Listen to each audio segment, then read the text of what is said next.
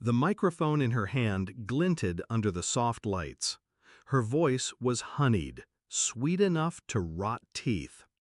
"My sister," she said, pausing just long enough for the room to lean in, "is a single mother, unwanted by anyone." Laughter, the clink of glasses. I didn't move. My fingers stayed curled around my wine glass, knuckles white. Then my mother, my own mother, leaned toward the mic, giggling like a schoolgirl. "She's a used product." The laughter sharpened, louder now, cutting through me like glass splinters. I swallowed the burn in my throat. I had prepared for this moment. Then the groom stood. He reached for the microphone. The room stilled. And I knew my plan had worked. 6 months earlier, when my sister, Emily, told me she'd met the one, her eyes sparkled in a way I hadn't seen since we were kids. I believed her. She'd been the golden one, straight A's, perfect hair, always in control. I'd been the mess, teenage pregnancy, divorce before 30.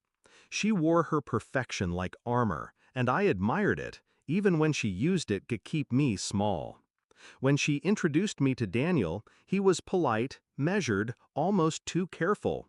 I saw the faint lines of someone hiding a shadow, but I didn't push. Emily loved him, and that was enough. For a while. The first crack. It came in the form of a slip.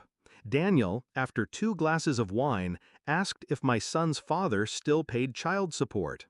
Emily's eyes darted to him, a silent warning. I smiled, answered vaguely, but my mind stored it.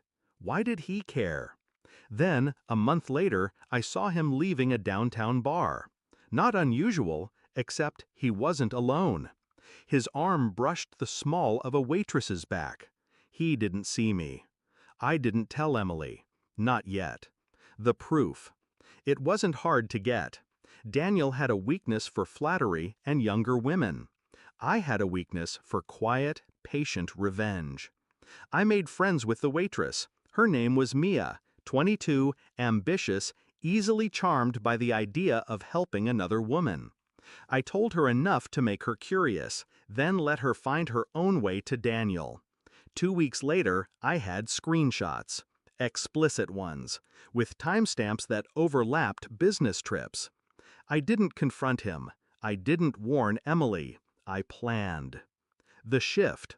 My goal wasn't to stop the wedding. My goal was to make sure Emily knew exactly who she'd married, but in a way she could never twist back on me. Because if I'd told her before, she would have called me jealous. She would have chosen him. No. She had to see it unfold herself.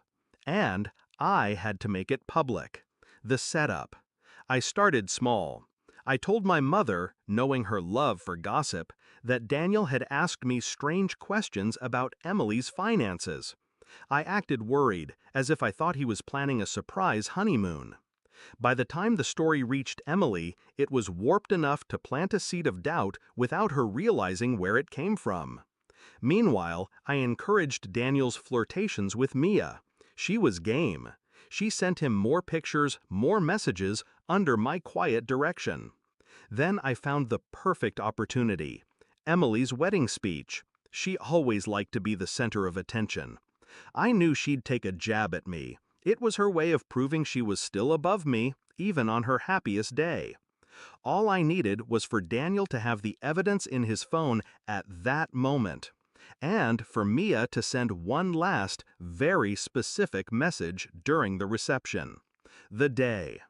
The ceremony was flawless. White roses, crystal chandeliers, Emily's smile so wide it looked painted on. I played the role of proud sister, helping with her dress, holding her bouquet. Nobody suspected a thing. At the reception, I kept my distance, sipping wine, watching Daniel check his phone between handshakes. Perfect. When Emily took the mic, I knew the jab was coming. She never could resist. My sister is a single mother, unwanted by anyone. The laughter was ugly. It was the same laughter I'd heard in high school when I walked the halls with a belly at 16. The same laughter I heard when my husband left me. My mother added her poison. She's a used product. I didn't flinch. I just watched Daniel. Right on cue, his phone buzzed. Mia's final message, an explicit video, her voice purring his name, filled his screen. The people near him noticed first, whispers spreading like fire. Daniel's face drained of color. He shoved back his chair, grabbed the mic from Emily. The unraveling. Emily! His voice cracked. He didn't look at her, he looked at the guests. I need to be honest. Emily's smile faltered. He held up his phone.